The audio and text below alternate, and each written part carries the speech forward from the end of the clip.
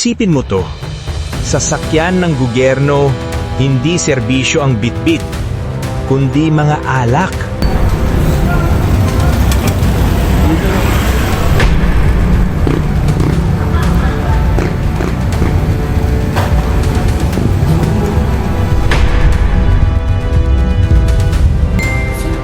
It is being used for private purposes.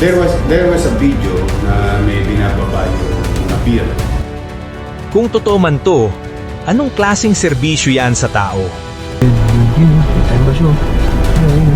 Inaanak.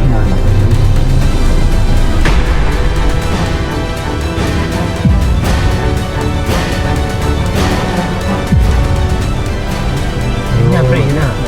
Cool. Pinaimbestigahan na. Yan yung didisiplinahin ko po pagbabawalan kong gamitin yan sa ganong bagay. Yes, sir.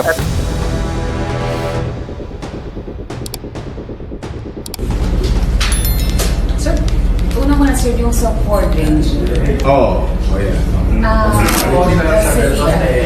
Office of the City. Yes, it's the Office of the City Administrator. I was fortunate enough to be to receive a copy of the video by a netizen forwarded to me, and we took action on it, even though it's no office day, Saturday, and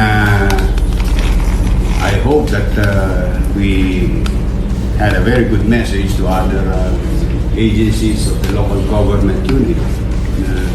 Walang holy cow. Even closest to us will suffer the consequences of their actions or neglect. Apa instruction mo ba yun ni CTI? No, pinaimbestigahan na kung ano, we will be given a due process. Kasi malalaman naman natin ang punot-dulo ng lahat yun. But immediately, para masawata kagad yung form o maybe abuse or maybe negligence, whether it is innocent or sinadya, we have to take action. Kaya mo sa Office of Administrator kay Mr. Felix Pilipinan? Yeah, that's his office. I don't know if him is or if the city administrator allowed it or not. Ayoko naman maging chismoso, but for the meantime, hindi pwede. So kaya binawi natin ka.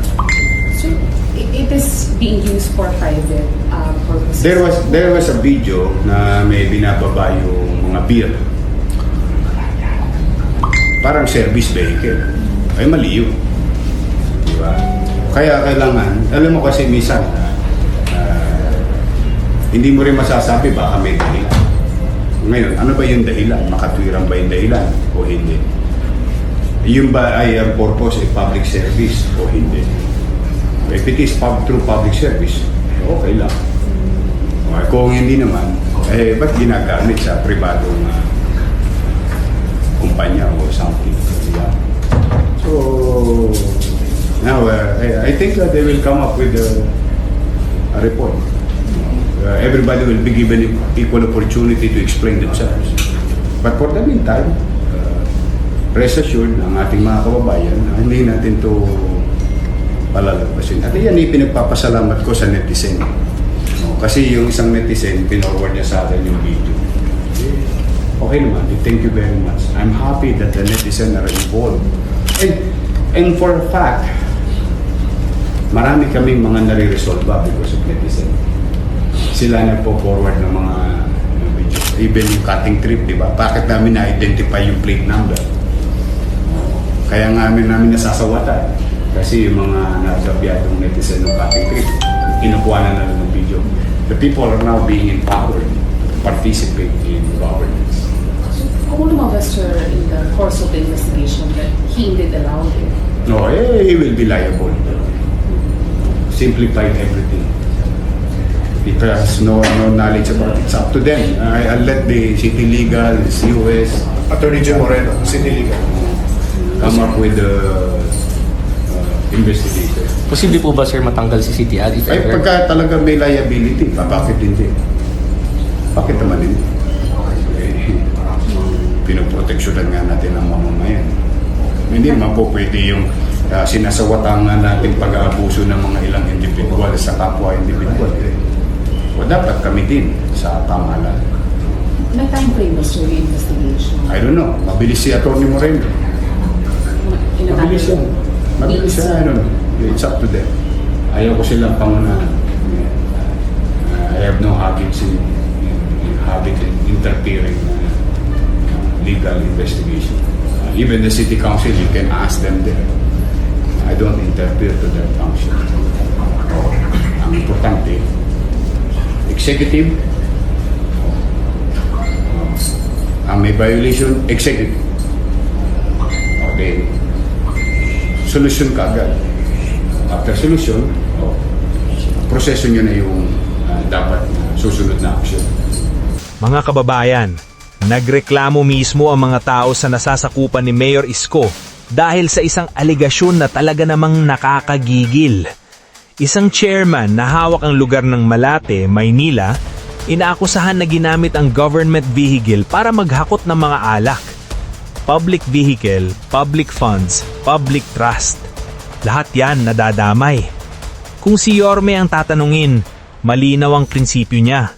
Ang gamit ng gobyerno para sa tao, hindi para sa personal na luho. Hindi pwedeng gawing sariling sasakyan ang pag-aari ng bayan. Hindi pwedeng gawing pang-delivery ng bisyo ang sasakyan ng gobyerno. At kung may ebidensya, imbestigahan, papanagutin at parurusahan kahit sino pa yan. Hindi lang to simpleng kalukuhan.